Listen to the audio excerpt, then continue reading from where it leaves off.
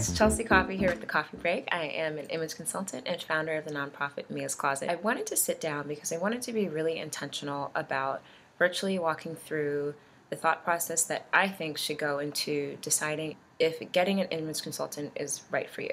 So I put together a list of 5 different things that I felt were really good filter questions to kind of help you go through like the idea of it and is it the right fit for me. The first reason is that our physical appearance really is, unfortunately, the very first impression that we make. I mean, whether it's entering a room, going to church, going into an interview, going on a date, you have this little window of time right before the person actually hears your voice or gets to watch you interact with anyone. They just see you in that moment.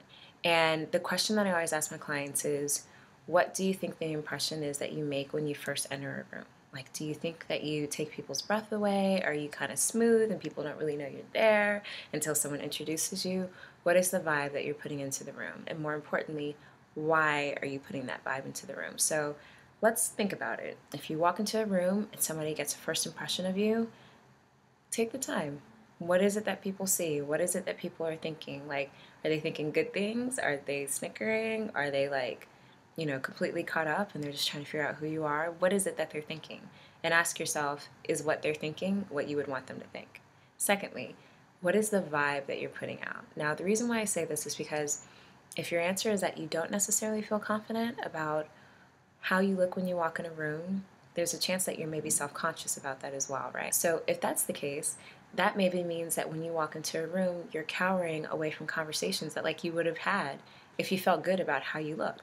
Or maybe it just means that when you do talk to people, you're not like channeling like a certain degree of confidence and ability to be able to share your ideas because in the back of your mind, you're kind of like, And if that's the case, the person's going to feel it. Like, people definitely reflect the vibe that you put out. So if your vibe is one of like low confidence and self-doubt, trust me, they're catching it. I know I catch it at least. I'm like, look, where do we go? Let's start from the beginning. Let's just like work it out. Number 3, when you're not self-conscious about how you look when you walk in a room, it clears mental space for things that matter. So if you can imagine, if I'm standing there having a conversation with someone and I think that I have a pirate walking off the plank, which is like the equivalent of a booger on my nose, right? If I'm sitting there thinking about that the whole time, or if I'm wondering if my dress fits well, or if my bra is showing, or if I have something showing in the back, it fundamentally creates a disconnect in our ability to have a conversation and be present with the person that we're talking to. So think about how many opportunities we're potentially missing out on because we're distracted and we're not able to focus on the things that really matter, like bringing up things that are going to create additional opportunities for us, or just being able to really connect with someone on the level that you would want to because the whole time you're standing there, you're wondering about how you look. Number 4. We don't have to be good at everything. And this is something that definitely has been like a humbling experience of mine as I've gotten older. I'm fairly independent and I'm pretty self-sufficient when it comes to certain things. But one day I looked up and I was like, you know what? There's somebody who can do my taxes better than I can. I have a lot going on. I'm gone from corporate jobs to being a private contractor to doing it at the same time. I have a nonprofit. Hire an accountant. Like, you don't have to be good at accounting, Charles. Like, that's just not your story. You know what I mean? Like, don't fight it. Or with my nonprofit, we have a board, and the people on the board in some cases do things that like I inherently like would not excel in. And it's like water off their back. They don't think twice about it. So it's okay to outsource. Like, you don't have to be good at everything. It's okay to acknowledge that. And when you do that, it frees you up time and it saves you money because you're able to spend the time doing the stuff that like you rock at instead of like racking your brain over things that like maybe don't come naturally to you. Like, if shopping is something that you dread doing, or online shopping is something that you dread doing, or you stand in your closet and you're like, what should I get rid of? What should I keep? And you just like don't know where to start. Time is money. Hire somebody who can do it for you. There's no reason why you should be standing there. Like, you could be on Netflix or something. I don't know. You don't even have to be working. You could just be living your life the way you want to.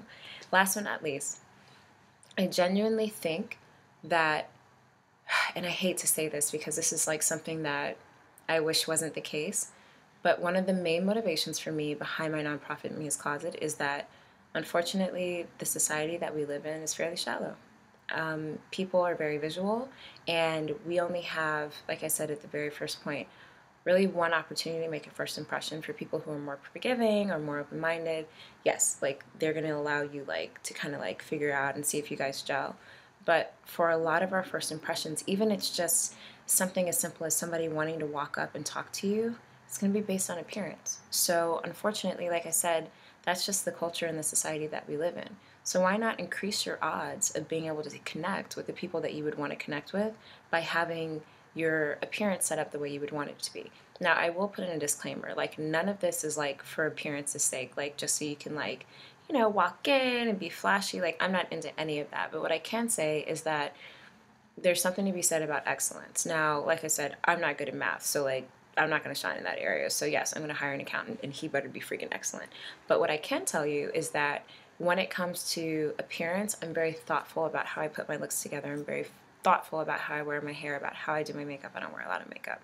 But I'm very thoughtful about those things because I understand that like when you go into a certain setting, like I said, whether it's an interview or it's like a date night or maybe it's just like, I don't know, going to the grocery store, you just don't know what opportunities are out there. And just like you wouldn't want to go into a store and pick up the can that maybe has like all the dents in it and you're like, oh no, I'm going to put that back, and you get the can that like is nicely wrapped, that's the one you're going to go with. So we have to have that same attitude about our physical appearance because we're filtering at any point in time what it is that we look like. So if any of this resonated with you, if any of this has you thinking, I'd love to take the opportunity to connect with you and just see, what the options are. It might be a situation where maybe you don't need the full range of services, but you would love to have a wardrobe consultation.